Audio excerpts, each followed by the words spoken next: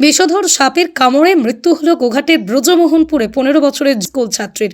এই চাঞ্চল্যকর ঘটনাটি ঘটেছে হুগলির গোঘাটের ব্রজমোহনপুর এলাকায়। জানা গেছে ওই এলাকার নবম শ্রেণীর স্কুল ছাত্রী গায়ত্রী মালিক, বয়স আনুমানিক ১৫ বছর, সন্ধ্যাবেলা পুজোর অনুষ্ঠান থেকে বাড়ি ফেরেন। এরপরই বাড়িতে এসে সে বুঝতে পারে তার শরীরে কিছু একটা কামড়ায়।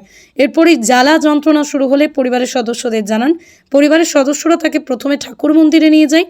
এরপরই মন্দির কর্তৃপক্ষ বলেন হাসপাতালে নিয়ে যাওয়ার জন্য। স্থানীয় এক গ্রামীণ চিকিৎসককে দেখানো হলে তিনিও হাসপাতালে ভর্তি করার কথা বলেন। হাসপাতালে নিয়ে আসলে চিকিৎসকরা তাকে মৃত বলে ঘোষণা করেন।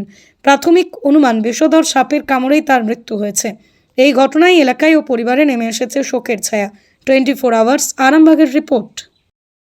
ঘটনা বলতে মেয়েটা আমাদের একটা অনুষ্ঠান ছিল আমাদের।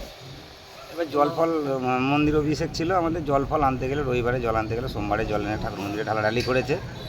এবার ঢেলে এবারে যেমন মেয়ে ছেলেটা এখন করেছে, নাচকুদ করেছে, নাচানাচি করেছে রাত 9টা-10টা অবধি। তারপরে এবার খাওয়া দাওয়া করে শুয়েছে।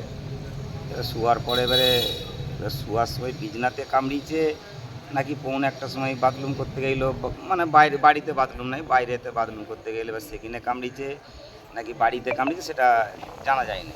এবারে তার কাছে শুয়েছিল, তার পিসি শুয়েছিল, তার একটা ভাই আছে, খেপা ভাই, সে শুয়েছিল।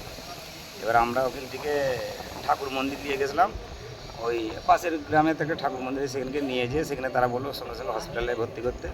দিয়ে একটা কোয়াক ডাক্তার ছিল, কোয়াক ডাক্তারটাকে ডাকা হলো একবারটি, ডেকে বললো তোমরা এখনই ভর্তি করতে। আরামবাগ হসপিটালকে আনতে আনতেই ডেট হয়ে গেছে। কি নাম? গায়ত্রী মালিক। বয়স কত হবে? 15 বছর। কি করতো? পড়াশোনা করতে, কিসে? 9-এ পড়তো। কোন স্কুল? আমাদের বর্জ্য মাধ্যমিক। বাড়ি কোথায়? বাড়ি বর্জ্যমোহন। সাউড়া পঞ্চায়েত? হ্যাঁ, শহরে 5। আপনি কে হন? হ্যাঁ, আপনি কে হন? পাড়া সম্পর্কে দাদা হয়। বাড়িতে আর কে কে আছে? বাড়িতে বাবা, মা, একটা খেপা ভাই আছে, আর একটা দিদির বিয়ে হয়ে গেছে। সন্তানের পরে মন বসছে না, প্রচুর পরিশ্রম করেও আপনি আশানুরূপ পারিশ্রমিক পাচ্ছেন না, যার ফলে আর্থিক সংকট আপনার জীবনে দুঃখ এবং চাপের ছায়া ফেলেছে। দেনার ভারে জর্জরিত স্বামী স্ত্রীর মধ্যে প্রতিনিয়ত ভুল বোঝাবুঝি বেড়েই চলেছে। নতুন বাড়ি কিনেছেন, কিন্তু সেই স্বপ্নের বাড়িটা যেন আরও দুর্ভোগ নিয়ে এসছে আপনার জীবনে। আপনি ভাবছেন সস্তায় পাওয়া বাড়িটা নেওয়াটাই কি সঠিক সিদ্ধান্ত ছিল? এমনই সব দ্বিধাদ্বন্দ্ব এবং জীবনের কঠিন মুহূর্তে আপনাকে সঠিক পথে পরিচালিত করবেন আন্তর্জাতিক খ্যাতিসম্পন্ন স্বর্ণপদক ও স্বর্ণ মুকুটপ্রাপ্ত ডক্টর অজয় শাস্ত্রী।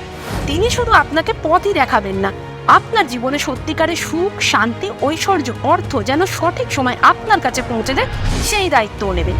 তাঁর অভিজ্ঞতা এবং জ্ঞানের আলোতে আপনার জীবন হয়ে উঠতে পারে নিরুদ্বেগ ও সমৃদ্ধির পথে ধাবমান। তাই আর দেরি নয়, স্ক্রিনে দেওয়া নাম্বারে এখনই ফোন করে ডক্টর অজয় শাস্ত্রীর সাথে যোগাযোগ করুন। কে জানেন, হয়তো একটি মাত্র ফোনই আপনার জীবনকে বদলে দিতে পারে।